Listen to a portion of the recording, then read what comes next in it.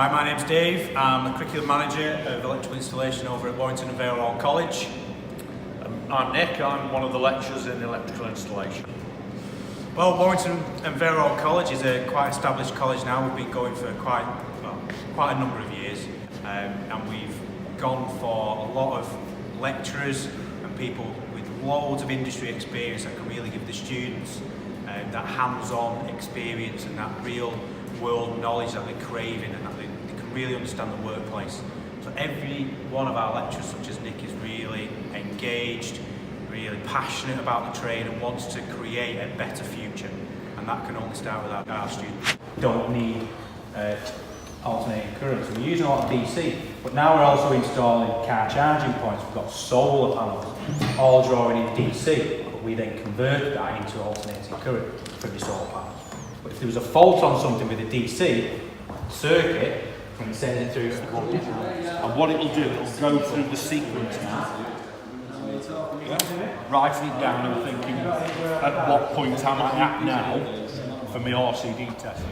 Basic protection, which is a term just there, I used to know as direct. How do you direct protect people against electric shock? So this is the first step of electrical protection. We're going to work our way up to the really complex stuff. But the first step is barriers. The second step is enclosures. Yeah, if I can't touch it, it won't kill me. Really simple principles. If I place it out on it, and also, one we all know, basic protection is insulation of conductors. You know, if there's two layers of insulation, there's a reasonable level of protection there. If there's single, next step up, once you've figured out how you're going to stop people from touching low parts, is your indirect protection. People accidentally, or it's known indirectly. These are the fundamentals you need to know. You need to know a BS3036 rewire fuse. You need to know a BS88 cartridge fuse. You need to know a BS3871 or a 60898 MCB. And you also need to know about earthing and bonding. There is a difference between the two. It's a big word because for years I sat in college going, what's that potential mean? Equalised fault. In the 18th edition of the wiring rigs are known as arc fault detection devices. First reference to an arc, that's the first edition of the wiring rigs. 4 pages, 1882. Now we move on to the current edition of the wiring rigs. Regulation 421, arc fault detection recommended. So who here thinks the wiring regulations is law? Put your hand up. Good. It's a guidance note. You work from the regs. You're expected to know this book. Trust me, it takes years to know this book, by the way, it really does. And lots of arguments on site, trust me.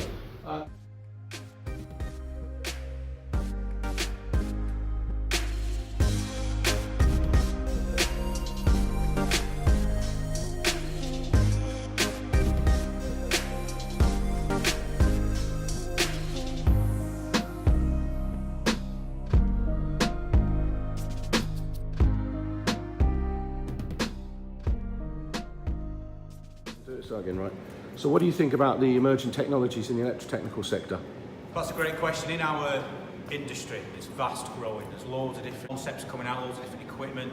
It's ever changing, such as these rigs. So kind of for Paul's brought in these two rigs to demonstrate to our learners. As a college, we feel it's really important that our students and our staff work with external parties such as the IET, such as E5 and Paul, which means we get to work with the latest technologies and the demonstrations. Rigs as the AFDDs and bringing in demonstrations. I'll be honest, I tried to create my own AFDD rig, couldn't get it to trip. But Paul's taught me a lot about how these things work, and now I've got a mindset on how I can get it to work. So I didn't realise there were so many different arcs, which he'll explain in a future video. But what a great piece of kit, and what a great way of showing our students the next step in their careers, or what they're going to be using. If they, in 4 years, when they finally become qualified, these things will probably be more mainstream, so they'll be the next in installing these. What do you think? Yeah, we had a good demonstration by Paul yesterday on the AFDD rig, and it was quite mind-boggling, considering it's probably the only machine in the country. Yeah. To see what influences the RCD does, it's a good visual tool, isn't it? I see this is being a great sort of eye-opener for our apprentices in particular. the ACRCDs are probably the biggest elephant in our industry in terms of it not doing what it should do, and the effects that a DC current can have on that, and showing that first hand to the students and seeing actually this thing isn't going to work. You've installed it and it isn't working under those particular fault conditions. And it comes back to what Paul says about the difference within the emerging technology. By seeing it visually here, it's really started questioning with the new emerging technologies coming in. Yeah. Well, there's a real concern when we did the ramp test on that. It was with DC current. I think it was tripping at 194 milliamps, 95 milliamps. On a 30 milliamp. On a 30 milliamp RCD. Yeah. Unbelievable. Couldn't believe it. Yeah. Really concerning. So, a couple of quick questions for you. Why did you become electricians? Wow. Well, I think for me, being an electrician was something I wanted to do from a young age. It was being me in school and all the way growing through. So something I wanted to do, and I just feel it's part of me. And even now, with the new technologies going into people's houses, fixing faults, dealing with the public, it's just that sense of achievement you get. There's no better job than keeping your mind and your body working. And for me, my father was a massive influence on my career. He was an auto electrician, many years in the garage, and that's what influenced me to come into the sector. And I'm always striving for better things, and I think that's what we're all about.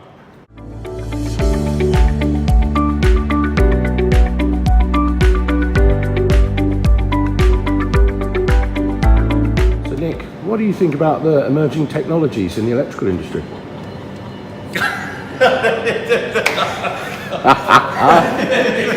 That's staying in. Just his face behind it. No.